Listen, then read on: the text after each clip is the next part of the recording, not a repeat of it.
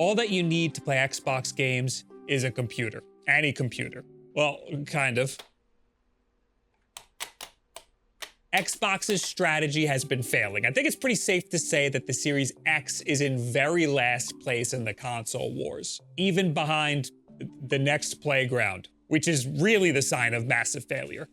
The idea now is to just make every PC into an Xbox, optimize Windows for gaming, make navigating Windows with a controller a better experience, fix the UI, remove all the Windows bloat, and just run the game with nothing else. But is that gonna be enough? How did Xbox end up this far gone anyway?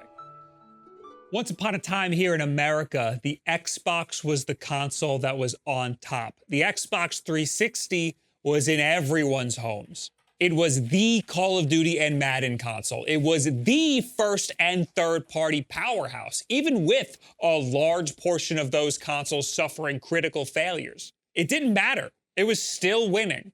The Xbox One announcement in 2013 was the beginning of the end. It was expensive. And 429 pounds in the UK. It only came bundled with the Kinect motion control camera that nobody liked. And the most egregious part was the always online DRM. You were not going to own your games. You were going to have a license to play those games that you just purchased. Everybody hated this. Sony clowned on this. Microsoft walked back basically everything they announced, but by then it was too late. The PlayStation 4 had won, and the downfall of Xbox has started. This negative stigma carried all the way over to the Xbox Series era. It also didn't help that Microsoft put a much heavier focus on their subscriptions. Game Pass, which was a confusing mess of tiers, and it also came with a promise of day one first-party games. That ended up being a total lie. They just moved the goalpost. Sure, day one first-party games, unless you pay more money, then you can get them 2 days early. Hey man, that's not day one anymore. You moved the release. You changed the day. Xbox owns about 1 billion game studios, and it still doesn't feel like there's much first-party support going on. And it just doesn't feel like the Xbox is the place to go for third-party games either. When a new game comes out and people want a console, most people's first instinct is to just get a PlayStation 5. Xbox has been trying real hard to shift their branding and once again be a serious competitor in the console space. Whatever that looks like these days. About a year ago, they had their Everything is an Xbox campaign that was extremely poorly received. I have a hot take about this. I think it was fine. I don't think it was poorly received because it was a bad concept or slogan. I think it was poorly received because everybody hated Xbox at the time. This just represented more of the same from Xbox, and I think people just wanted more change more quicker.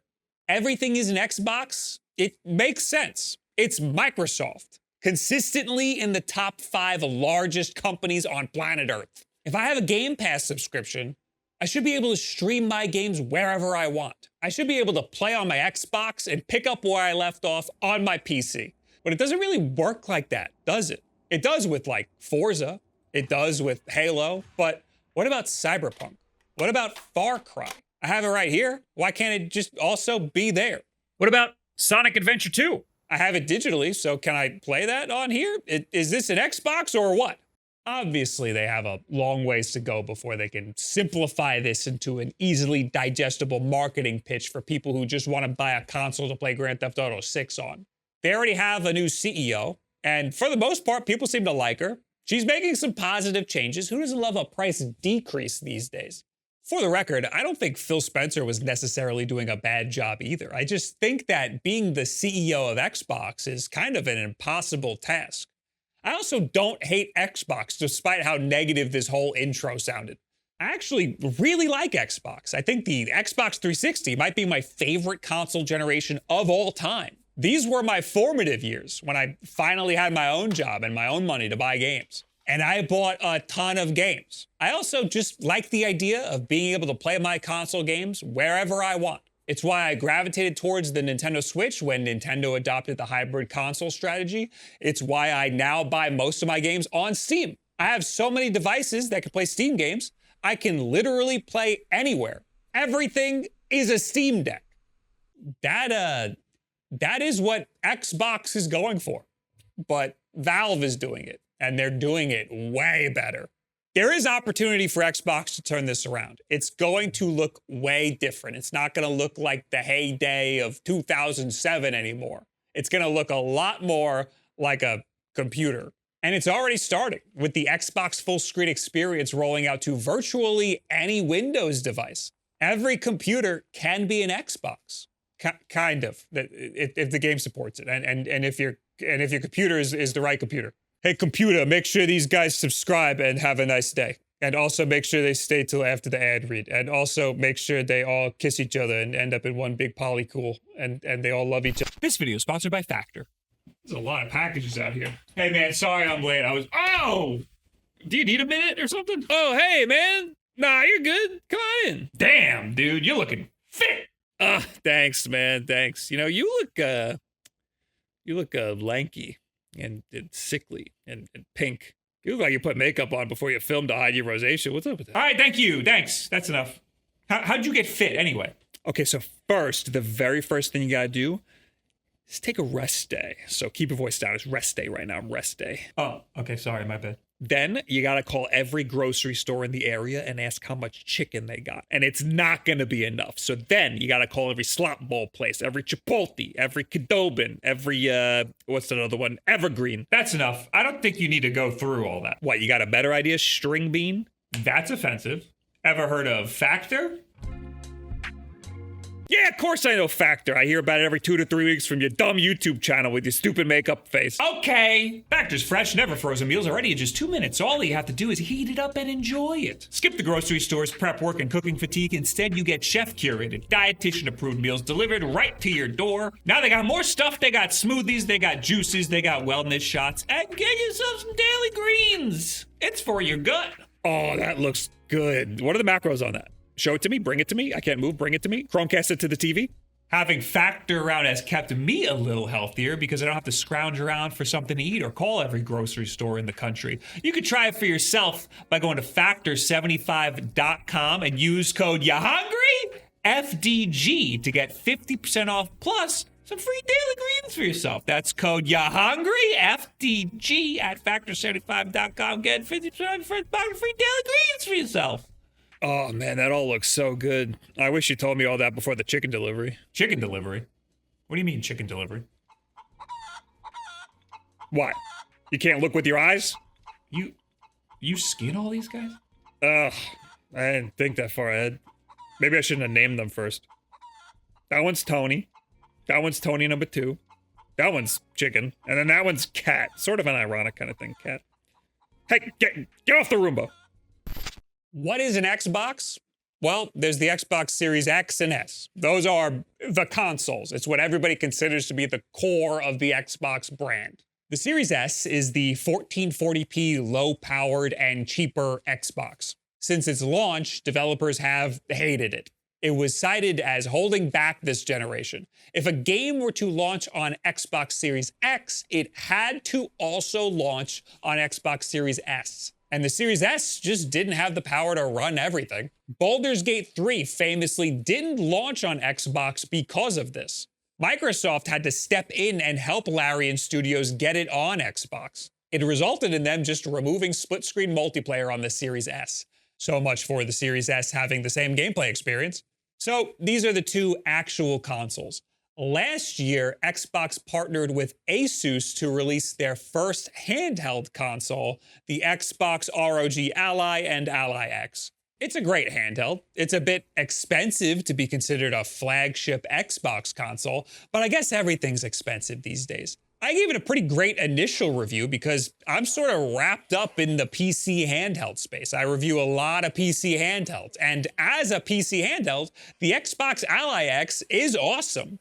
I don't know if I did such a great job putting myself in the shoes of the average consumer, because I think when the average consumer hears Xbox, they are expecting more of a console-like experience, and they kind of did that with the full screen experience. But where are the Xbox games? How do I play my Xbox games on here? So there's consoles, there's handhelds, and then there's also the PC. And the handheld is kind of what they want the PC to be. And it's kind of getting there. For a while, the Xbox Ally X was the only place you can get the Xbox full screen experience for Windows. This means your device launches straight into this Xbox mode with an interface that can be navigated easily with a controller and no other wasteful processes running in the background. Just you, your computer, and the game. Computer, make these guys subscribe and leave a comment that they love and appreciate me. Games running in this mode should run better than they do in the full-on Windows desktop mode. You know, I don't know if I've ever actually tested this. So I ran the tests on my Ally X because that's all that I have with Xbox mode. And the 2 Steam games I tried, Marvel Rivals and Cyberpunk, they performed exactly the same in both Xbox full screen experience and desktop mode. I think 1 extra frame in Cyberpunk. I would have liked to have tried this on a desktop, because then if we have a much higher frame rate, we might actually see some differences. As of right now, maybe just some ease of use. That's what we're getting with Xbox mode. But they're working on it. They're still working on it. This Xbox full screen experience is now just called Xbox mode, which I think is further indication of the trajectory that Xbox is headed in. Even if the performance difference between desktop mode and Xbox mode is marginal, the best part is just the ease of use. When I turn this thing on, I don't ever want to even see Windows. I want it to just boot right into my games. It's been by far the worst thing about PC handhelds, with the exception of SteamOS PC handhelds. SteamOS is the ideal console experience on PC-like hardware. You boot it up and you're staring right at your game library and you can just launch your stuff from there with no processes running in the background. You don't have McAfee writing up your shit behind your games. This is the gold standard.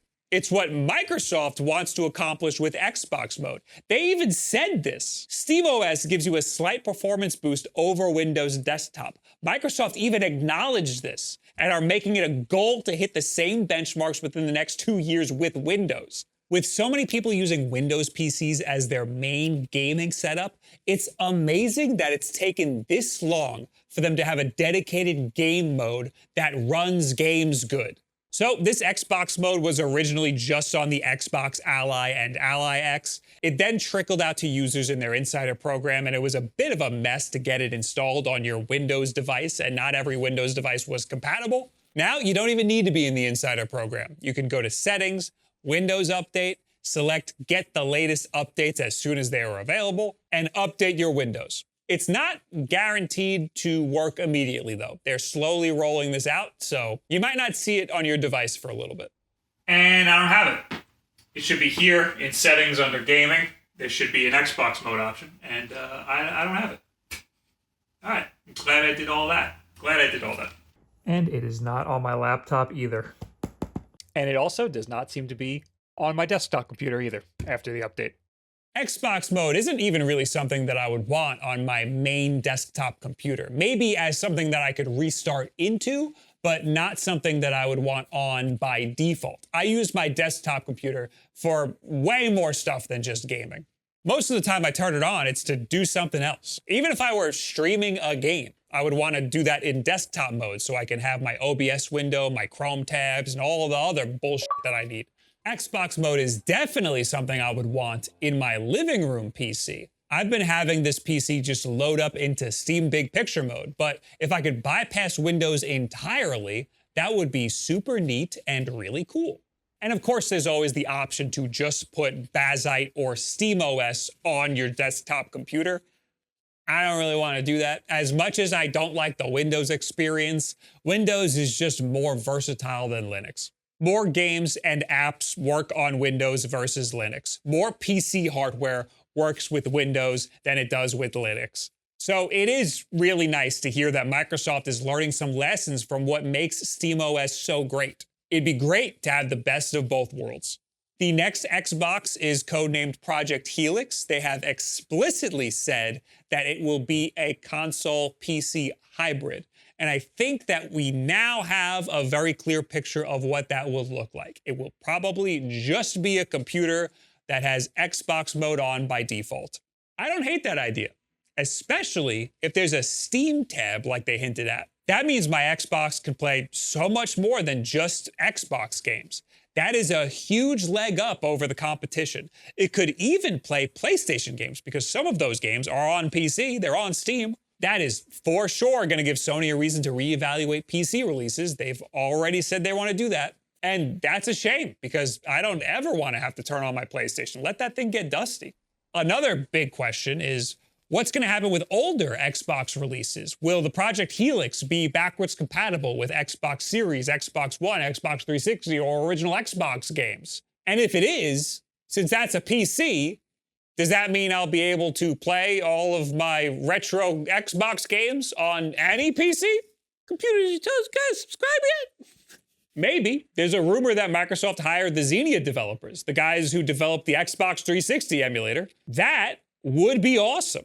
But what does this mean for third parties? Is Ubisoft going to be okay with me playing the Xbox version of Far Cry 6 that I bought 5 years ago on my PC now? And if Grand Theft Auto 6 is releasing only on console, only on PlayStation 5 and Xbox Series, and if Xbox Series is backwards compatible with Project Helix, and if Project Helix is a PC, does that mean I'm going to be able to play Grand Theft Auto 6, the Xbox version, on a PC?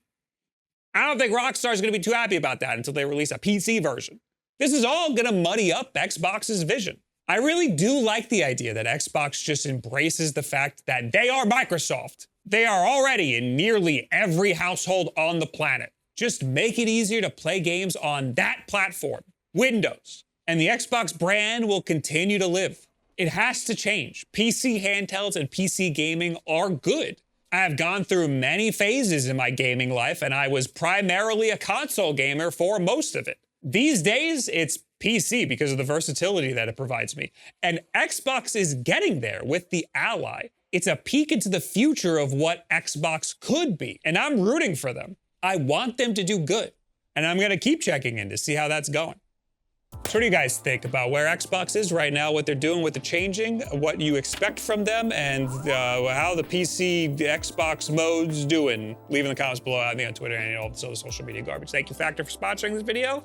Thank you to our podcast patrons. Go over to the podcast where we talk a lot. We are always covering the news about Microsoft for some reason. Our favorite topics lately are Xbox changes, the lawsuit between Epic Games, Apple, and Google, and the Mind's Eye developer fabricating a conspiracy against them that is the reason the game was bad. YouTube.com/Wulff podcast. The most important thing you could do, hey computer, make these guys subscribe and share this video with a friend that they love very much and not at all in a gay way, but maybe a little bit. Thank you very much.